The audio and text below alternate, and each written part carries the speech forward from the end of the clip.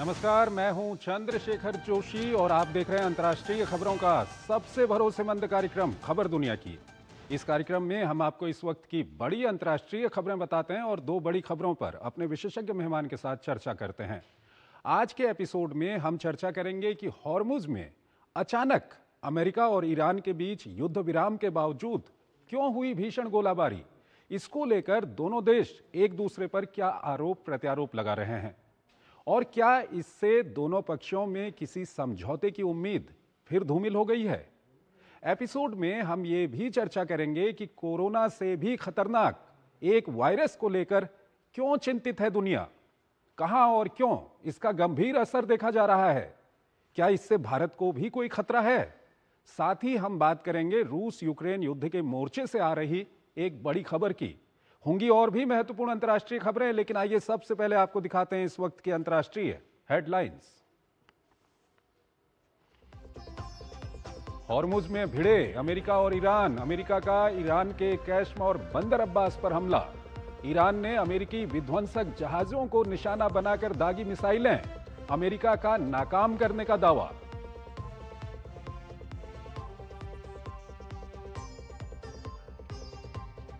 Iran का America पर कूटनीतिक प्रयास को डिरेल करने का आरोप। कहा समाधान के करीब पहुंचते ही अमेरिका शुरू कर देता है हमला। ईरान ने यूएई पर फिर दागी मिसाइलें। लेबनान पर इजराइल का हमला जारी।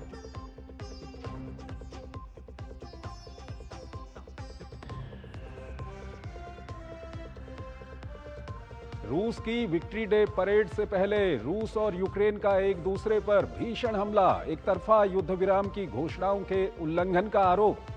ज़ेलेंस्की की रूस के सहयोगियों को परेड में शामिल न होने की चेतावनी।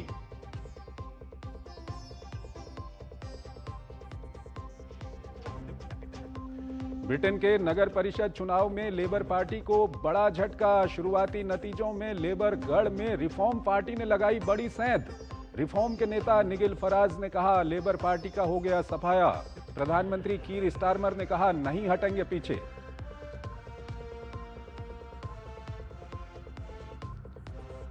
डोनाल्ड ट्रंप का यूरोपीय संघ को अल्टीमेटम। कहा 4 जुलाई तक ट्रेड डील मंजूर नहीं हुई तो बढ़ेंगे टैरिफ।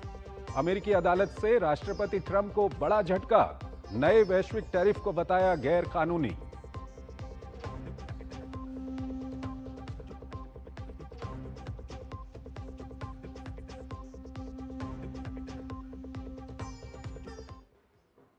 और आइए पहली बड़ी खबर की ओर आपको लिए चलते हैं। हॉर्मुज में रात के अंधेरे में ईरान और अमेरिका ने एक दूसरे पर भीषण हमले किए हैं। इसके बाद ईरान की बौखलाहट यूएई पर भी निकली है। ईरान ने यहां भी हमले कर दिए। इन घटनाओं ने दोनों पक्षों के बीच किसी समझौते की उम्मीद पर भी कई सवाल खड़े कर दिए हैं। दोनों पक्ष एक दूसरे पर गंभीर आरोप भी लगा रहे हैं। राष्ट्रपति ट्रंप ने तो ईरान को बड़ी धमकी भी दे दी है। आइए आपको ताजा घटनाक्रम से जुड़ी एक रिपोर्ट दिखाते हैं और फिर इस पर अपने विशेषज्ञ मेहमान से हम चर्चा करेंगे। कुछ ही घंटों में अमेरिका और ईरान के बीच किसी बड़े समझौते पर सहमति की बात की जा रही थी, लेकिन 7 और 8 मई की दरमियानी रात के अंधेरे में शांति की उम्मीद समुंदर में समा गई। हॉर्मुज स्ट्रेट एक बार फिर गोली बारूद और मिसाइलों से छलनी हो उठा। दोनों पक्ष अमेरिका और ईरान एक दूसरे पर पहले हमला करने का आरोप लगा रहे हैं। अमेरिका ने हॉर्मुज के पास ईरानी सैन्य ठिकानों पर एयर स्ट्राइक की। अमेरिका का कहना है कि ये कार्रवाई उन सैन्य सुविधाओं के खिलाफ की गई जहां से अमेरिकी युद्धपोतों पर मिसाइल, ड्रोन और छोटी बोट्स के जरिए हमले किए गए थे। अमेरिका का दावा है कि उसके 3 विध्वंसक जहाज हॉर्मुज से गुजर रहे थे, तभी ईरान की तरफ से उकसावे वाले हमले किए गए। अमेरिका का कहना है कि ईरानी हमलों को विफल करने के बाद उनके मिसाइल और drone launch sites, command centre और सर्विलांस सिस्टम को निशाना बनाया गया। सेंटकॉम का दावा है कि अमेरिकी जहाज हमले की चपेट में नहीं आए। वहीं ईरान ने अमेरिका पर सीज फायर उल्लंघन का आरोप लगाते हुए कहा है कि पहले अमेरिकी सेना ने ओमान की खाड़ी में ईरानी तेल टैंकरों को निशाना बनाया। इसके जवाब में ही ईरान ने सैन्य कार्रवाई की। ईरान का कहना है कि कैशम द्वीप पर दुश्मन की गोलीबारी हुई। कैशम द्वीप पर करीब 1.5 लाख लोग रहते हैं और ये फारस की खाड़ी में ईरान का सबसे बड़ा द्वीप है। यहाँ पानी साफ करने का एक डिसैलिनेशन प्लांट भी मौजूद है। ईरान ने अमेरिका पर क्षेत्रीय देशों के साथ मिलकर हमले का आरोप लगाया। जवाब में ईरान ने शुक्रवार की सुबह संयुक्त अरब अमीरात के अलग अलग हिस्सों में हमले किए। यहां धमाकों की आवाज सुनाई दी। इसकी पुष्टि करते हुए यूएई के रक्षा मंत्रालय ने कहा कि ये धमाके डिफेंस सिस्टम द्वारा बैलिस्टिक क्रूज मिसाइलों और ड्रोनों को रोकने का नतीजा हैं। हालांकि इन हमलों के बावजूद राष्ट्रपति ट्रंप ने कहा है कि सीज फायर बना हुआ है और अगर ईरान समझौता नहीं करता है तो उसे भीषण हमले झेलने पड़ सकते हैं। ईरान और अमेरिका के बीच एक अस्थायी समझौते पर बातचीत चल रही है। दोनों देश 30 दिन तक संघर्ष रोकने और हॉर्मुज स्ट्रेट को व्यावसायिक जहाजों के लिए फिर से खोलने के प्रस्ताव पर चर्चा कर रहे हैं। बताया जा रहा है कि ये एक पेज का प्रारंभिक फ्रेमवर्क है। बातचीत में सबसे बड़ा विवाद ईरान के परमाणु कार्यक्रम और उच्च स्तर के संवर्धित यूरेनियम भंडार को लेकर है। अमेरिकी पक्ष चाहता है कि ईरान पहले ही इस पर अपनी प्रतिबद्धता स्पष्ट करे। इस बीच चीन ने हॉर्मुज में अपने एक तेल टैंकर पर हमला होने की बात कही है। हालांकि इसमें किसी क्रू मेंबर के हताहत होने की खबर नहीं है। और इस खबर पर बात करने के लिए हमारे साथ जुड़ रहे हैं Sushil Kumar Singhal, former senior diplomat हैं, विदेशी मामलों के जानकार हैं। उनसे हम बातचीत करेंगे। सिंघल साहब, पाकिस्तान दावा कर रहा था कि अगले कुछ घंटों में बड़ा समझौता होने वाला है, उसके बाद तेल की कीमतें भी गिर गई थी, लेकिन रात को ये जो कुछ हुआ है, क्या कहेंगे इसको लेकर के आप? चंद्रशेखर जी, बात है कि जहां तक पाकिस्तान के दावों का सवाल है कि उनको बहुत ज्यादा जल्दबाजी है समझौता करवाने की, उनके अपने कारण हैं उसके लिए। तो कई बार क्या है कि इस तरह के दावों से जो डिप्लोमेसी है वो थोड़ा इम्पैक्ट हो जाती है, क्योंकि लोगों की उम्मीद जग जाती है और उसमें जब सेटबैक आता है तो बहुत ज्यादा उसमें सेटबैक हो जाता है। तो पाकिस्तान के दावे का जहां तक सवाल है, वो मेरे ख्याल से हमें थोड़े पिंच ऑफ सॉल्ट के साथ में उसको लेना चाहिए, क्योंकि ये पहली बार उन्होंने दावा नहीं किया, ये कई दफे वो दावे इस तरह के कर चुके हैं। जहां तक ये कल जो हुआ है स्क्रमिश, मैं कहूंगा इसको, क्योंकि ईरान सॉरी प्रेसिडेंट ट्रंप भी उसी शब्द का इस्तेमाल कर रहे हैं कि क्या है कि ये एक तरीके बात मेरे हिसाब से ये कंट्रोल्ड एग्रेशन है। ये क्या दोनों आधिपत्य जमाने की कोशिश कर रहे हैं, क्योंकि स्टेट ऑफ हॉर्मुज को जो जहां तक अमेरिका का सवाल है, उनकी कोशिश प्रेसिडेंट ट्रंप बराबर कोशिश कर रहे हैं कि स्टेट ऑफ हॉर्मुज को खोल दिया जाए। इसीलिए अपने युद्धपोतों को भी वहां ले जा रहे हैं, उनको निकालने की कोशिश कर रहे हैं। और ईरान का ये पूरी कोशिश है इस वक्त कि स्टेट ऑफ हॉर्मुज किसी कीमत पे ना खुले जब तक कि उनका समझौता ना हो जाए, क्योंकि उनके पास में एक बहुत बड़ा ट्रम्प कार्ड है। लेकिन जो मुझे दिखाई दे रहा है, जिस तरह से भाषा का इस्तेमाल हो रहा है, वो मुझे ये लग रहा है कि दोनों साइड इस वक्त झगड़ा को बढ़ाने के मूड में नहीं है कि फुल फ्लैज वार करना चाहते हैं। केवल अपना कोर्स ऑफ डिप्लोमेसी के तहत अपना आधिपत्य कितना बढ़ा सकते हैं, ताकि जब बातचीत करने की बात नौबत आएगी, जब आई रही है, जैसे जिस तरह की बात चल रही है, तो उस वक्त उनका पलड़ा भारी हो सके। और अभी आपने चीनी का जो शिप के बारे में कहा कि एक बड़ी ये इंटरेस्टिंग डेवलपमेंट है कि एक चीनी जो सॉरी टैंकर, उसके ऊपर अटैक हुआ, वो ईरान ने अटैक किया। तो ये डेवलपमेंट जो है, आई थिंक चीन के लिए बहुत चिंताजनक है। वो मुझे, क्योंकि चीन ही एक देश है जो चीन और दो देशों के अलावा कोई उनका ईरान का समर्थक नहीं है। तो मेरे ख्याल से ये इंटेंशनल नहीं हुआ होगा, क्योंकि अगर कोई इंटेंशनल करने के इसका कोई फायदा नहीं है ईरान को करने का। केवल जो लग रहा है मुझे, या तो गलती से उनका हो गया, कई बार मिस्टेकन आइडेंटिटी भी हो जाती है, जहां पे कई दफे हो चुका है, या आईआरजीसी का रोग ग्रुप्स है अभी जो है, क्योंकि सेंट्रल कमांड जो है कंट्रोल नहीं रह गया है, और तो हो सकता है किसी रोग ग्रुप ने उसके ऊपर वो अटैक सर, यहीं कर पर दिया। एक काफी महत्वपूर्ण सवाल, हमारे दर्शक भी इसको जानना चाहेंगे। ये जो ईरान के अंदर आईआरजीसी की हम बात करें या वहां की जो पॉलिटिकल लीडरशिप है उसकी हम बात करें, इसमें कोई एक इनके बीच में कोई एका नहीं है लगता है, क्योंकि ये कितनी बड़ी चिंता का विषय है समझौते को आगे बढ़ाने के लिए। ये बिल्कुल, आप जो सवाल आपने जो पूछा है बहुत सही है, बहुत उसकी जो है इंपॉर्टेंस है, महत्ता बहुत है उसकी, क्योंकि इस वक्त जब से इनके सुप्रीम लीडर को मारा गया था 28 फरवरी को, उसके बाद उम्मीद थी यूएस प्रेसिडेंट ट्रंप को भी और इजराइल को भी कि उनकी लीडरशिप खत्म हो जाएगी। उन्होंने काफी उनके जो आर्मी के लीडर्स थे उनको मारा, लेकिन वो लीडरशिप खत्म नहीं हुई। लेकिन इसका मतलब ये नहीं है कि वहां डैमेज नहीं हुआ लीडरशिप में। उनकी जो लीडरशिप है वो डैमेज हो गई, इसलिए आप देख रहे हैं कई बार बड़े कॉन्ट्राडिक्टरी स्टेटमेंट आते हैं। एक ग्रुप कुछ बोल देता है, प्रेसिडेंट कुछ बोल देते हैं, उसके बाद आईआरजीसी के जो या पार्लियामेंट स्पीकर या आईआरजीसी के स्पीकर हैं वो कुछ और बोल देते हैं। तो वहां पे आपस में समन्वय नहीं है, इसीलिए डिसीजन मेकिंग में भी समय लग रहा है। और जो ग्रुप्स बन गए हैं वहां पर उनके अपने इंटरेस्ट है वहां पे इस वक्त, तो इसलिए वहां थोड़ा डिसजॉइंटेड लीडरशिप हो गई है वहां पे। सर तो एक सवाल सर एक और महत्वपूर्ण सवाल है, जब भी इस तरह की घटना वहां पर हॉर्मुज के अंदर हो रही है, कल भी जब अमेरिका के जो डिस्ट्रॉयर शिप थे वो गल्फ से निकल के गल्फ ऑफ ओमान की ओर आए, तो ये जो ईरान यूएई के ऊपर हमला कर रहा है और खासकर सिविलियन इंफ्रास्ट्रक्चर के ऊपर हमला कर रहा है, ये कितनी चिंता का विषय है यहाँ पर?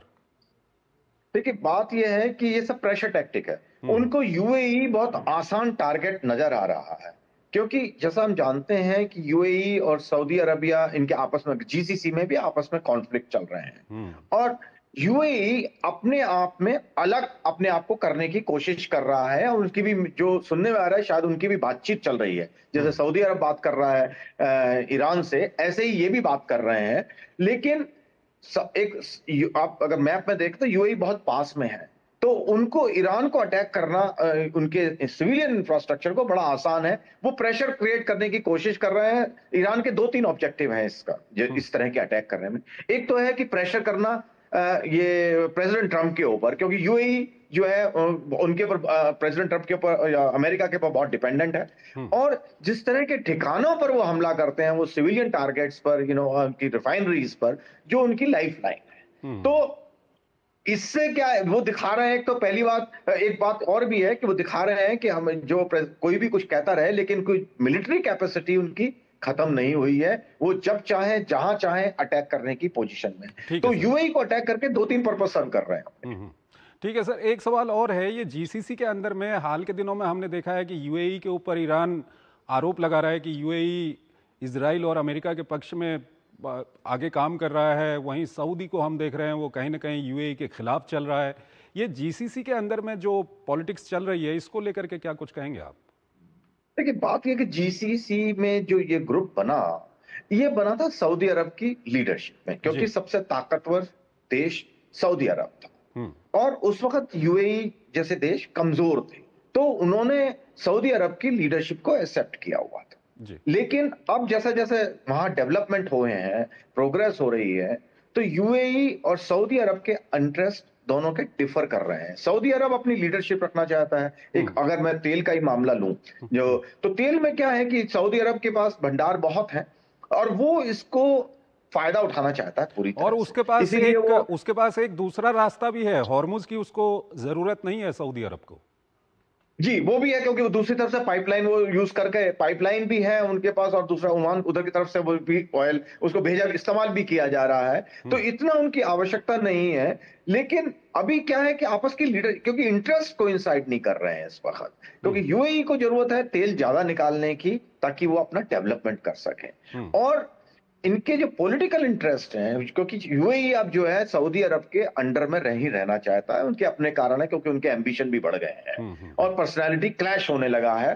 तो इस वजह से ही जीसीसी में बहुत आपस में टकराव देखने को हमें मिल रहा है, और ये क्योंकि यूएई और सऊदी अरब मेन लीडर हैं इसके। ठीक है, सिंघल साहब हमारे साथ बने रहिएगा। एक और महत्वपूर्ण विषय है, उस पर हम बातचीत करेंगे, लेकिन यहाँ पर हमको एक छोटा सा ब्रेक लेना है। एक छोटा सा ब्रेक। मास्टर जी नमस्ते। 2 ड्रेसेस बनानी है, ठीक है? ऐसा कुछ, एक में पॉप्सीज रखना डोरी के साथ, और दूसरी में ना सलवार पे मस्त साइड प्लीट्स कर देना। शर्ट को एकदम शॉर्ट लेंथ रखना क्रॉस प्रिंटेक्स के साथ, और दुपट्टे पे ना स्कैलप्स से मस्त ही फैंसी लेस कर देना। लेकिन मास्टर जी 4 दिन में पार्टी है, बन जाएगी ना पक्का? हो जाएगा। कैसे? Just looking like a wow. Fashion changes हमेशा, उषा हमेशा। मेरी पसंद, मेरी पसंद, मेरी पसंद, मेरी पसंद, हमारी पसंद, हम सबकी पसंद। मजबूत देश का मजबूत सरिया हो गया स्टील। स्वागत है आपका। ब्रेक के बाद अगली महत्वपूर्ण खबर की ओर आपको लिए चलते हैं। आजकल दुनिया कोरोना से भी खतरनाक एक वायरस को लेकर काफी चिंतित है। दुनिया के कई देश इस वायरस से लड़ने के लिए सक्रिय हो गए हैं। वायरस के फैलने के लिए एक क्रूज जहाज को कारण माना जा रहा है। कुछ लोगों की मौत भी हो गई है, कई लोग संक्रमित हो गए हैं। वायरस कहां तक फैला है, इसको लेकर अनिश्चितता बनी हुई है। आइए आपको इस वायरस और वर्तमान स्थिति से जुड़ी एक रिपोर्ट दिखाते हैं और फिर इस पर अपने विशेषज्ञ मेहमान से हम बातचीत करेंगे। अटलांटिक महासागर में सैर सपाटे के लिए निकले एक क्रूज शिप में फैले दुर्लभ हंटा वायरस संक्रमण से दुनिया भर की स्वास्थ्य एजेंसियों में हड़कंप मच गया है। ऐसा इसलिए क्योंकि करीब 6 साल पहले फैली कोरोना महामारी की तबाही दुनिया देख चुकी है। इसलिए सवाल उठने लगे हैं कि कहीं ये वायरस भी उसी तरह घातक न हो। हालांकि विश्व स्वास्थ्य संगठन के आश्वासन से दुनिया ने राहत की सांस ली है। संगठन ने कहा है कि फिलहाल इस वायरस के फैलाव के सीमित रहने की उम्मीद है। हालांकि आने वाले दिनों में कुछ और मामले सामने आ सकते हैं। WHO ने स्पष्ट कर दिया है कि ये किसी महामारी की शुरुआत नहीं है। जांच एजेंसियां इस बात का पता लगाने में जुटी हैं कि क्या इस गंभीर संक्रमण की शुरुआत अर्जेंटीना से हुई, जहां से यात्रा प्रारंभ हुई थी। दरअसल अर्जेंटीना को हंटा वायरस संक्रमण के सबसे अधिक मामलों वाले देशों में गिना जाता रहा है। यहां 2025 में इसके 101 मामले सामने आए थे। विशेषज्ञों के मुताबिक दक्षिण अमेरिका में पाए जाने वाले एंडीज वायरस से हंटा वायरस पल्मोनरी सिंड्रोम नामक गंभीर फेफड़ों की बीमारी होती है। अधिकारियों ने पुष्टि की है कि क्रूज जहाज के कई यात्रियों में एंडीज वायरस पाया गया है। अब तक 3 लोगों की मौत हो चुकी है, जबकि एक व्यक्ति दक्षिण अफ्रीका के अस्पताल के ICU में भर्ती है। 3 अन्य यात्रियों को जहाज से निकालकर इलाज के लिए भेजा गया। वहीं यात्रा के दौरान पहले जहाज छोड़ चुके एक यात्री के संक्रमण की पुष्टि स्विट्जरलैंड में हुई। इस बीच अर्जेंटीना के स्वास्थ्य मंत्री का कहना है कि अब तक इस बात की पुष्टि नहीं हो पाई है कि वायरस कहां से फैला है। जहाज के यात्री कई स्थानों पर इसे छोड़कर जा चुके हैं। स्थिति की गंभीरता को देखते हुए अर्जेंटीना ने स्पेन, सेनेगल, दक्षिण अफ्रीका, नीदरलैंड और यूना को जांच किट भेजी ताकि संभावित संक्रमितों की पहचान की जा सके। हंटा वायरस मुख्य रूप से संक्रमित चूहों के मलमूत्र के संपर्क से फैलता है। आमतौर पर इंसानों के बीच ये नहीं फैलता। कुछ मामलों में इंसानों के बीच भी इसको फैलते हुए देखा गया है। सामान्य फ्लू जैसे इसके शुरुआती लक्षण होते हैं। बुखार, बदन दर्द, सिर दर्द और थकान की शिकायत रहती है। फेफड़ों में तेजी से फैलता है और सांस लेने में गंभीर दिक्कत होती है। इस बीच चिंता उन 23 यात्रियों को लेकर भी बढ़ गई है जो 23 अप्रैल को सेंट हेलेना द्वीप पर जहाज से उतरे थे। क्रूज शिप पर पहली मौत 11 अप्रैल को 70 साल के एक डच आदमी की हुई थी। उसकी पत्नी की मौत 26 अप्रैल को जोहानिसबर्ग के एक अस्पताल में हुई। तीसरी मौत 2 मई को हुई, जो एक जर्मन महिला थी। और इस पर बातचीत के लिए हमारे साथ जुड़ रहे हैं doctor Ghanshyam Pangti, department of medicine, Lady Hardinge अस्पताल। डॉक्टर पांगती, बहुत बहुत स्वागत है आपका हमारे इस कार्यक्रम में। डॉक्टर पांगती, सबसे पहले सवाल यह है कि ये वायरस किस तरह का है? क्या कुछ प्रारंभिक आपने इसको लेकर के जानकारी एकत्र की है अभी? जी हाँ, आपने जैसा बताया कि ये एक वायरस है और आई थिंक ये क्रूज जो पर्यटक लोग अर्जेंटीना से निकले थे और ये अटलांटिक महासागर में सफर कर रहे थे। तो ये हंटा वायरस वैसे बहुत कॉमन नहीं है, बहुत ही दुर्लभ है। या इस तरह की जो इंफॉर्मेशन है, जो इस तरह के केसेस है, बहुत सालों बाद आ रहे हैं। ऑल्दो रिस्ट्रिक्ट एरियाज हैं, जैसे आपने बताया अर्जेंटीना में 100 से ऊपर केसेस पिछले कुछ सालों में डिटेक्ट किए गए। ये एक तरह का 2 तरह से प्रेजेंटेशन करता है ये वायरस है जो अच्छी बात यह है कि ये कोरोना वायरस जैसा उतना डेडली नहीं है। ये ह्यूमन टू ह्यूमन ट्रांसमिशन बहुत कम करता है। कुछ ही केसेस हैं जो इस टाइप के एंडीज टाइप है, जो कि साउथ अमेरिका और नॉर्थ अमेरिका में मिलता है। वो निमोनिया की तरह प्रेजेंट करता है और सिवियर निमोनिया या एक्यूट रेस्पिरेटरी डिस्ट्रेस सिंड्रोम भी कहते हैं। तो वही इन जो पर्यटक लोग थे उनमें पाया गया कि उनको पहले बुखार और बदन दर्द, फ्लू लाइक सिम्टम्स हुए, कुछ को डायरिया हो गया और उसके बाद उन्हें सांस लेने में तकलीफ होने लग गई, जो कि निमोनिया की निशानी है। कफ भी जैसे बलगम आने लगा। और क्योंकि वो क्रूज में थे, कोई मेडिकल फैसिलिटी नहीं थी, तो उसमें एक व्यक्ति की डेथ हो गई। वो इतना रेयर है कि इनिशियली पता नहीं चला कि एक डेथ क्यों हुई। जब उनको जैसे कि बताया गया कि किसी द्वीप में हेलेना जगह पे उनको बॉडी को जब रखा गया और वहां जब उसके बाद उनकी वाइफ को भी जब सिम्टम्स आने लगे तो उन्हें साउथ अफ्रीका शिफ्ट कराया गया। तो वहां पता चला कि ये जो पल्मोनरी सिंड्रोम आ रहा है, सीवियर एक्यूट रेस्पिरेटरी इन्फेक्शन की तरह प्रेजेंट कर रहा है और क्रूज में, तो ये हांटा वायरस के एंटीबॉडीज एंड पीसीआर टेस्ट में पॉजिटिव आया है। तो ऑल्दो एशिया में भी ये देखा गया है, खासकर कोरिया और South Korea, North Korea region में काफी केसेस मिलते हैं। उनमें ज्यादातर रीनल फेलियर और हेमोरेज, मतलब ब्लीडिंग हो जाती है, स्किन में रैशेस पड़ जाते हैं और हाई ग्रेड फीवर होता है। तो ये दो तरह के प्रेजेंटेशन है, क्योंकि ये शिप अर्जेंटीना से आया था। तो सिवियर निमोनिया एक तरह का एक्यूट रेस्पिरेटरी डिस्ट्रेस सिंड्रोम की तरह प्रेजेंट किया। 3 व्यक्तियों की मौत हो चुकी है, बट बहुत ज्यादा पैनिक करने की जरूरत नहीं है। और सिम्प्टोमेटिक डॉक्टर पांगती, यहीं पर सवाल ये है कि जिस तरह से कोविड कहीं से आया था और पूरी दुनिया को उसने अपनी चपेट में ले लिया था, क्या इससे भी इस तरह का कोई खतरा है क्या? जी हाँ, यही पैनिक की बात है। अच्छी बात यह है कि WHO ने इसका संज्ञान ले लिया है और सारे देश मिलके इसको चेकिंग और मैनेजमेंट और इसको केस ट्रैकिंग कर रहे हैं। जैसे आपने वीडियो में दिखाया कि स्पेन से लेके साउथ अफ्रीका और ये Senegal as well as Argentina, everyone is aware कि ये 3-4 केसेस हो चुके हैं।